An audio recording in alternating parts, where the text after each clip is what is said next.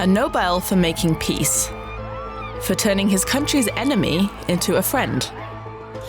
Ethiopia's Prime Minister, Abiy Ahmed, became a global darling for ending a long conflict with neighboring Eritrea, and its president, Isaias Afwerki. The world rushed to celebrate Abiy. He was called a champion of peace, of freedom, of women's rights. Abiymania spread. But this friendship he built has now fallen apart. Looking back, this historic handshake seems more like a glitch. Tension has been high ever since. It's concentrated in this Ethiopian region, Tigray. A bloody conflict erupted here a few years ago, and there are fears it could erupt again.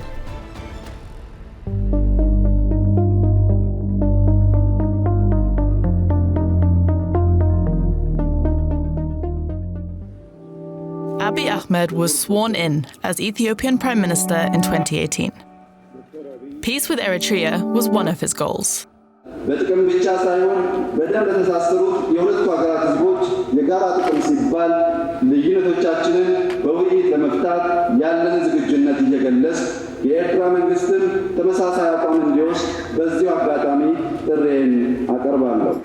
He freed political prisoners and appointed women to half of his cabinet. Abiy became a role model for many young Africans. But he failed to unite a country divided along ethnic lines. One group especially felt left out: the Tigray People's Liberation Front, or TPLF, from the state of Tigray, a regional party that used to be part of the national government.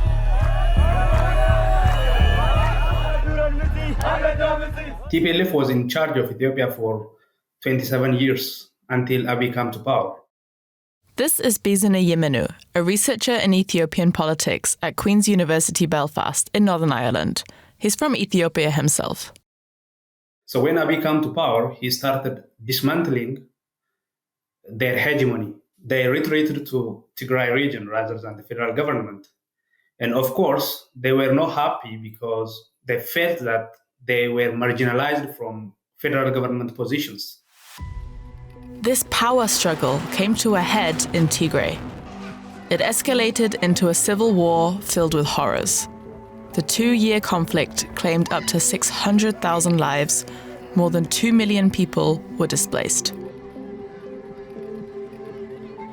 The Nobel Peace Prize laureate oversaw an army accused of war crimes. Ethiopian forces weren't the only ones. The United Nations says all parties in this conflict committed war crimes, including mass killing and starving civilians, raping women, and looting homes. Abiy's government and the TPLF signed a peace deal in 2022. But that didn't solve everything.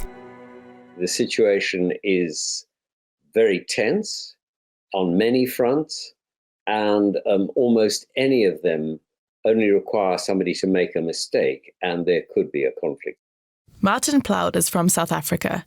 He's a leading expert, author, and researcher on the Horn of Africa. He says it's not Abiy versus the TPLF this time around. The TPLF is divided, with one faction seeming to side with Abiy, and the other with Eritrea, Ethiopia's neighbor to the north. Tigray is now completely split down the middle. Since we spoke to Martin, the situation has calmed a little after Abiy appointed a new interim leader of the Tigray region. So what has Eritrea got to do with all this? Eritrea and Ethiopia's relationship has been plagued by conflict over decades. Eritrea's population may be a lot smaller, but its military is disproportionately large. That means as many as 1 in 10 Eritreans is enrolled in the military. Eritrea boasts a long coastline that is jealously coveted by Abiy. More on that later, but let's stick to Eritrea for now. And we can't really talk about Eritrea without talking about its president, Isaias Afwerki. He's held Eritrea in his totalitarian grip for over 3 decades. He has influence in the entire Horn of Africa. He thinks he's the big brother in the region, and he thinks that he must and will control the fate of other nations. According to Martin Plaut, that includes Ethiopia. But for the two leaders, it's also personal. Abiy and Isaias have really been good friends and now fallen out, I think, catastrophically. Tigray is caught up in this rivalry. The neighbors have been to war before. We could use a little context here.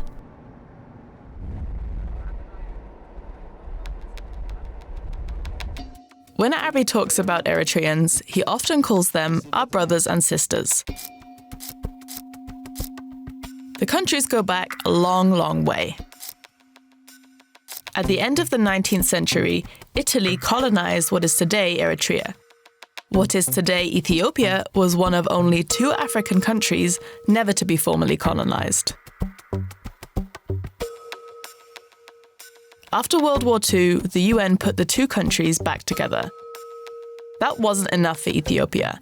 It swallowed its smaller neighbor, Eritrea. It was controversially federated into Ethiopia and became a province of Ethiopia.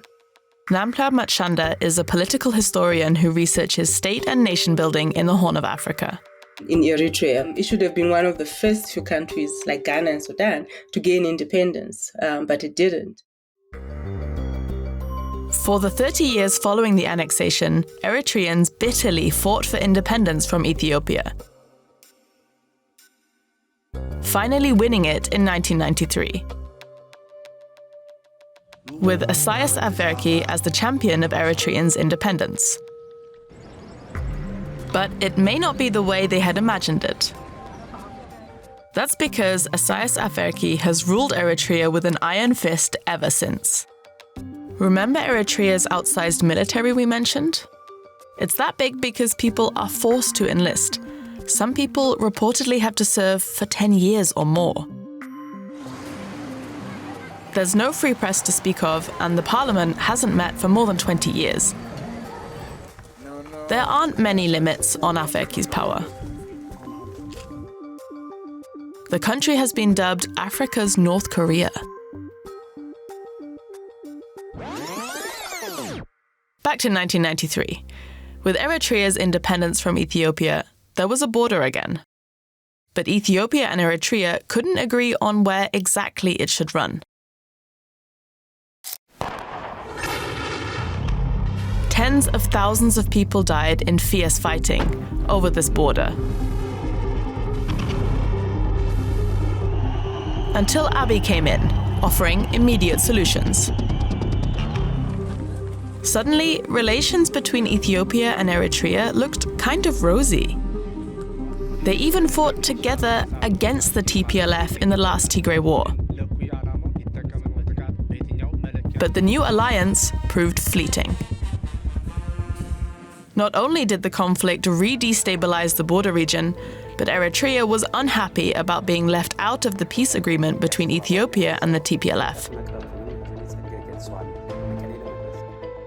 The division in the TPLF then created new friction between Ethiopia and Eritrea. And there's another issue that is driving a wedge between the neighbors.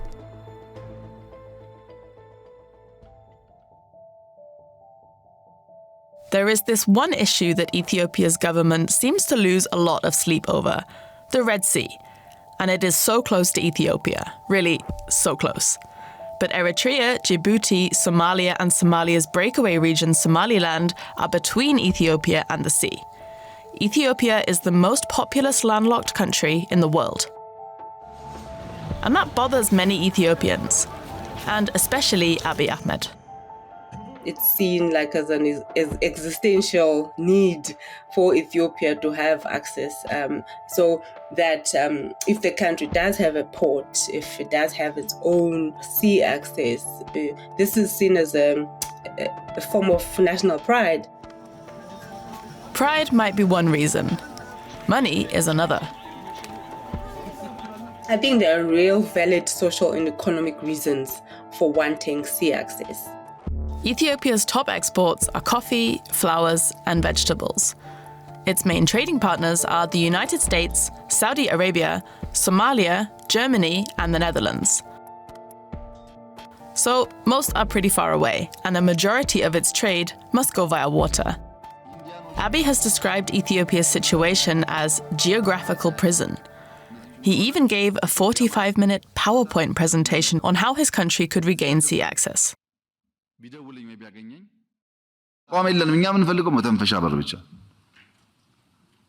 መተንፈሻ በር በየትኛውም ከመጣ በግዢም ይሁን በሊዝም ይሁን በሆነ መንገድ ስምምነት ከመጣ ምን ፈልገው እሱ ነው። ለምን ቁጥራችን እየበዛ ነው።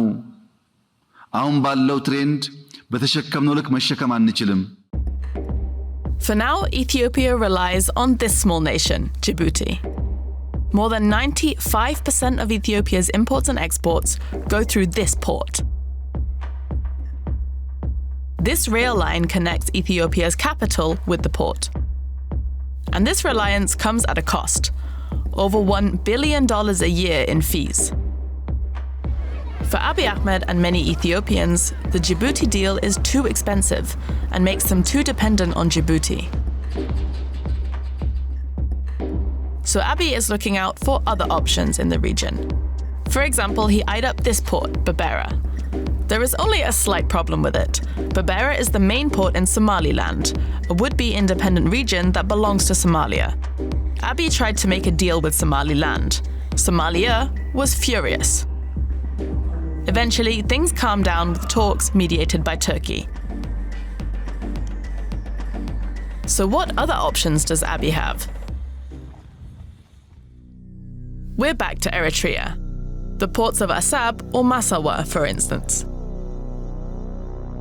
Of course, Abiy leads the initiative, but it is really what Ethiopians want. As an Ethiopian, I know Ethiopians' aspiration.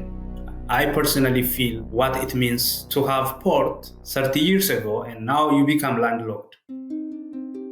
He's talking about the independence of Eritrea in 1993. That was when Ethiopia lost all its coastline. But Abiy seems to think some of it should still be accessible for Ethiopia. It was a huge topic at the start of his second term as Prime Minister. He was using very inflammatory language, saying that they will, whether they will have to fight for it or not. Ethiopia and Ethiopians somehow believe that that is their natural coast. These are fake AI-generated pictures made by Ethiopian social media users. The creators are apparently dreaming about Ethiopian ships anchoring in Eritrean ports. But how far would Abiy go? Abiy now says Ethiopia doesn't have any intention of engaging in a conflict with Eritrea to gain access to the sea. But after all the shared pains of history, trust is hard to come by. At the moment, they seem to sort of want to negotiate it, but seem to threaten that they will take it if they have to.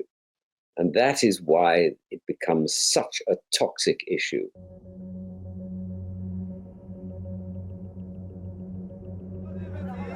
That's a lot of sticking points between Ethiopia and Eritrea.